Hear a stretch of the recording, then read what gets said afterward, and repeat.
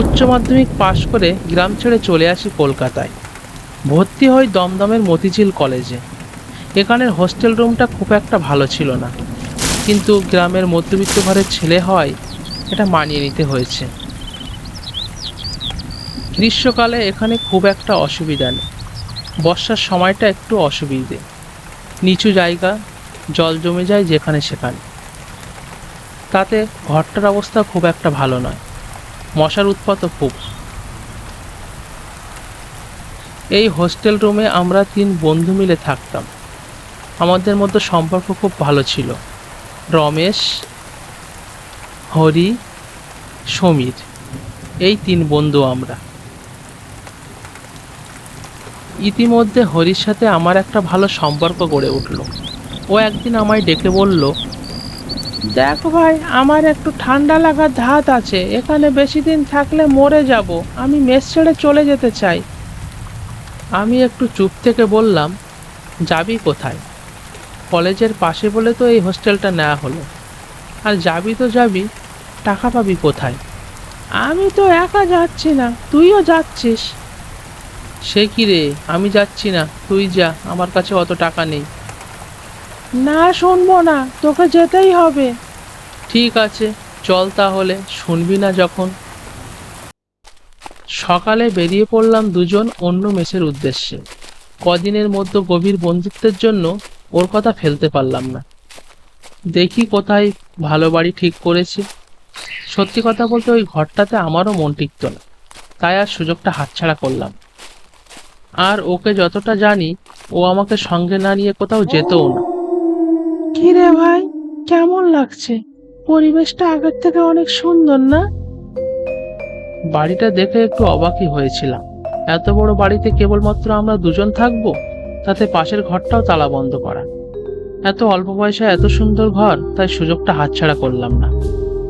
ভয় পাস না রমেশ, আমি আছি তো।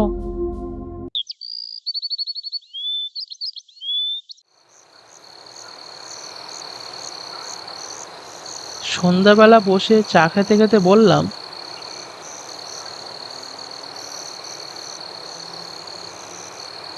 কি রে, এত কম টাকায় এত বড় বাড়ির সন্ধান তোকে কে দিল? ভালো করে খোঁজ নিয়ে দেখেছিস? সমস্যা হবে না তো?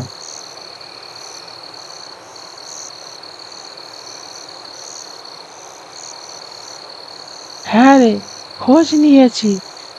এ বাড়ির লোক বাইরে থাকে, তাই আমাদেরকে ভাড়া দিয়েছে।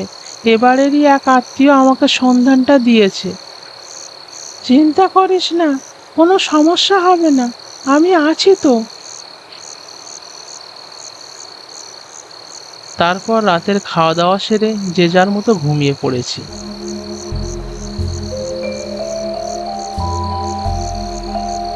হঠাৎ একটা গানের আওয়াজে মাঝরাতে আমার ঘুমটা ভেঙে গেল।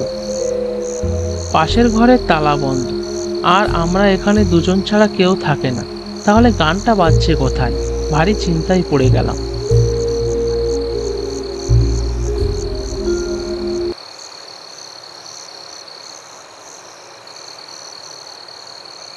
এই রে, মশা গিলে ফেললাম মনে হয়।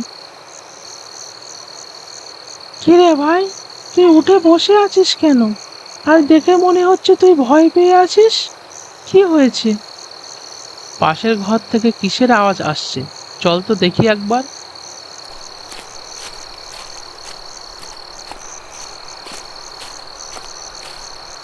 দরজা খুলতেই একটা ঠান্ডা হাওয়া বয়ে গেল। দরজাটা খুলে দেখলাম সাদা কাপড় পরা এক মহিলা হাওয়ায় ভাসছে। হরি, তোকে আগেই বলেছিলাম বাড়িটা সম্বন্ধে ভালো করে খোঁজ নিতে। এটা তুই কোথায় নিয়ে এলি? শেষে কি ভূতের খপ্পরে পড়ে প্রাণটা যাবে? এবারে আমাদের, এখানে কাউকে থাকতে দেব না।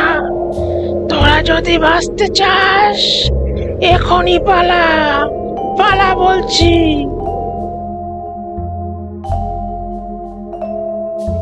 দুজনে তো প্রাণ নিয়ে দিলাম দৌড়। এবারে আমাদের, কাউকে থাকতে দেব না, কোনোদিন দেব না। অনেক খোঁজাখুঁজির পর জানতে পারলাম ওই বাড়িটি যারা বানিয়েছিল তারা বেশ কিছুদিন বাস করার পর ইলেকট্রিক শক খেয়ে সবাই অপঘাতে মারা যায়। তারপর থেকে ওই বাড়িতে কেউই আর রাত কাটাতে পারে না।